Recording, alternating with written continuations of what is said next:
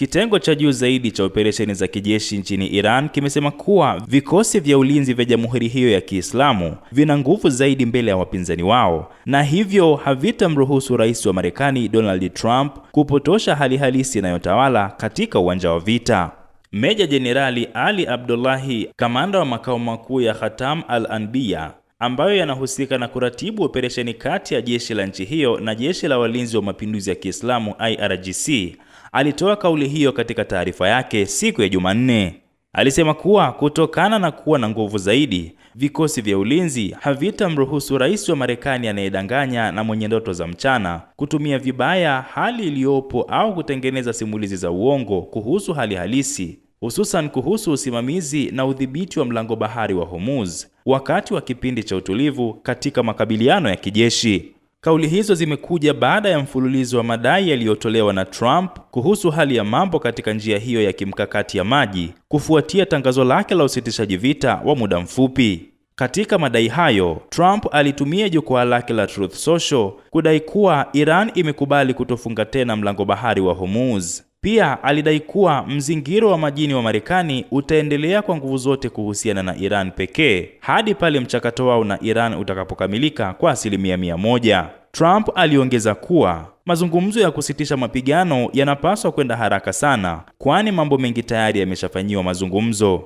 Hata hivyo, viongozi wa Iran wamekanusha vikali madai hayo yote. Jamhuri hiyo ya Kiislamu ilichukua hatua za haraka kufunga njia hiyo kwa usafiri wote baada ya Trump kutangaza kuendelea kwa mzingiro huo. Teheran pia imekataa kurejea katika mazungumzo na Washington maadamu nchi hiyo haitaacha mbinu zake za shinikizo. Wakati huo huo, kamanda huyo alisisitiza kuwa vikosi vya ulinzi vitatoa jibu stahiki kwa ukiukaji wowote wa ahadi utakaofanywa na wapinzani wao. Mapema, makomando wa Marekani walishambulia meli ya kibiashara ya Iran katika bahari ya Oman, jambo lililoyafanya makao makuu hayo kuahidi kulipiza kisasi hivi karibuni.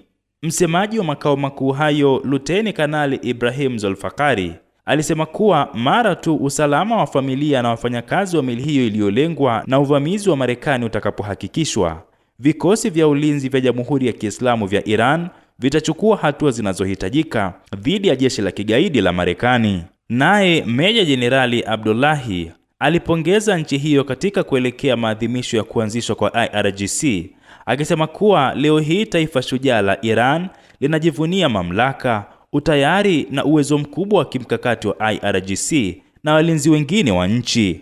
Aliyapongeza majeshi ya ulinzi kwa kufanya mashambulizi makali ya makombora na drones ambayo yameufanya uadui wa kizayuni na ugaidi wa Marekani kukata tamaa na kuchoka, na hivyo kuwalazimu kuomba kusitishwa kwa mapigano.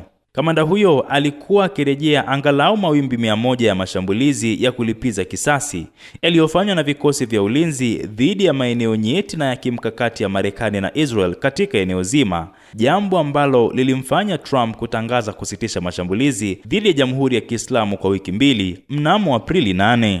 Alieleza kuwa wananchi wa Iran kupitia uwepo wao mkubwa mitaani na katika maeneo ya umma hawajaacha kuunga mkono vikosi vya ulinzi, akirejea maandamano ya mamilioni ya watu yanayoendelea nchi nzima kuunga mkono majeshi hayo.